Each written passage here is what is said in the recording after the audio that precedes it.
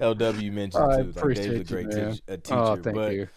no, man, it's about the client and serving the client. And that was the shift I had to make mentally as a musician who really loved jazz, neo soul, R&B, gospel. Like that was where I lived a lot in creating music. But like the stuff I was creating, it was just my own random Mhm. ideas that I thought this was great, crazy chord changes and modulations. But when I tried to pitch it and make it work and make it fit for TV and film, they were just like, no, it sounds great, but we don't need this.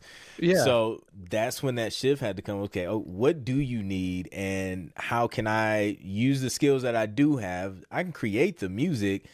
Once I figured out what they need and what works, that's when I started seeing Yeah. placements and just having things take off. Yeah, and here's the thing. It's not like a binary choice. You don't have to choose to be an artist or an artisan. Look at Do Prince. both. Prince is nobody would question that Prince is an artist. However, Mhm. he made some really stupid music for the 1989 Batman soundtrack, right? It's like some of that music was like, what are you doing? Well, what he's doing is paying the bills. David Bowie, you have Ziggy Stardust on one hand, but then you also have Let's Dance, right? Come on Yeah. now. And so it doesn't have to be an either or. And I think we get in our head that's, and I see it all the time. I'm a game composer, or I want to sell beats, or I want to be a film composer, or I want to be a singer songwriter. I'm like, that's amazing. You're literally leaving money on the table over here if you don't apply those skills in a way that people will want. And it doesn't diminish who you are as an artist just by Yeah. having your music on TV. And that can just be really tough. And if you want to be an artist, the world needs artists. We Yeah. all need artists. But that's some tough sledding. And you've got to come to grips with the fact that what we are doing is we are generating a commodity, which I know feels like a pejorative, but we're generating a commodity that we give to somebody else that they use in the bigger machine that they are putting together. And there's money in that. There's money to be made there. Yeah, 100%. I had this conversation with another composer friend of mine, and we were just talking about how you have some artists and some producers who have this frustration of it's like, well, that's not really like my style. I don't really want to do that. But at the same time, they wake up the next morning and they go do something that they don't necessarily like doing Mm. for however many hours they're there.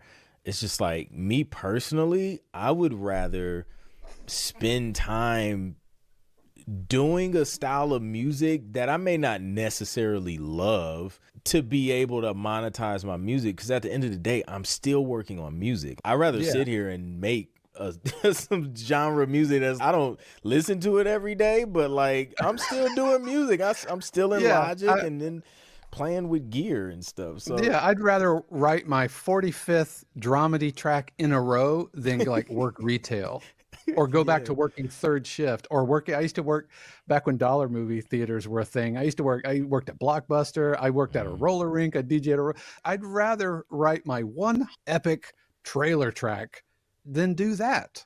Yep. And so it's just a matter of perspective. Here's another mental diagram for you. I think, and I believe that there are like three spheres or three circles.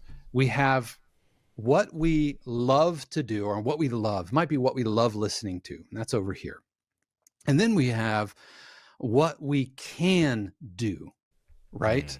So we Mhm. might love hip hop, but maybe we can't rap, or maybe we can't program, but we love hip hop. And then down here, we have what people need, what libraries need. And our entire careers are pushing these three circles together Yep. so that what you love to do, what you're able to do, and what people want become one circle. But where we get into trouble is where we make the thing that we want to do, which may or may not be all that great because you might not be good at it yet. We make the thing and just say, here it is, love it. And if they don't buy it, then that's on them and they're wrong and they're stupid Mhm. and they're clearly not hip enough to understand that I'm amazing. Nope. That would be like making toothpaste cookies because you love them and you feel like I can have my sugar and and brush my teeth at the brush same my time. I don't teeth. know. That's really weird. But and then going to the farmer's market and then being mad because nobody bought your toothpaste cookies. Bruh, no one wanted toothpaste cookies. No one asked for that. We like to keep our cookies and our toothpaste separate. So either give us the cookies or give us the toothpaste. Right. 4 out of 5 dentists agree that toothpaste cookies are a bad life decision. That's hilarious. Today's video is brought to you by TV Placement Mastery. This is my high-level coaching program for producers to fast-track you to your first licensing deal within 90 days. Now, this is an invite-only program, so you have to apply, and I only work with a few producers at a time. So just go to tvplacementmastery.com or click the link in the description to apply. But yeah, so true. Mad About Nothing says the more mad the cook is at Waffle House, the better the food. That's the dang truth, man. The more angry and the more they hate their life choices, the better. Like those waffles and that all-star breakfast comes out flawless when the temperament is at an all-time high. Somebody's about to rage quit back in the kitchen. Oh man, that's funny. Listen, man, I don't want to hold you. I know we've been here for almost it's hour. way past my bedtime because I get up at 4:30 in the morning. Oh yeah, early riser. So yeah.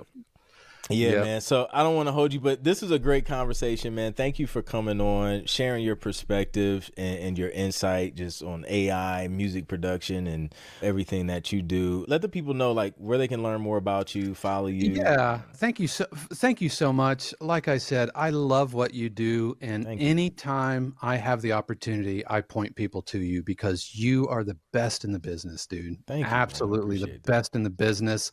You're just you're a gentle soul. And you're kind and you're generous, and the world needs more of that. And so I say at the end of every podcast that the universe has amazing plans for you, dude. The universe is showing you that it is executing its amazing plan for you. But so I just wanted to say that. But I have a YouTube channel called 52 Qs. It's a community. You can check that out at 52qs.com. It's free to join, but I also have like other tiers for folks who really want to level up their game and different subscribers. I do monthly workshops. We have guests on. You've come on and you've done a workshop for us and did a Q&A and the listening session. And we write albums together and all this stuff. But head over to 52qs.com or youtube.com/@52qs. It'd be awesome. Thank you. Dope. Man. Dave, thank you again, man. I appreciate it. And wishing you the best too, man, on your journey and everything you got going on, man. Have a good one. Be well, my friend. All right. Peace. See you.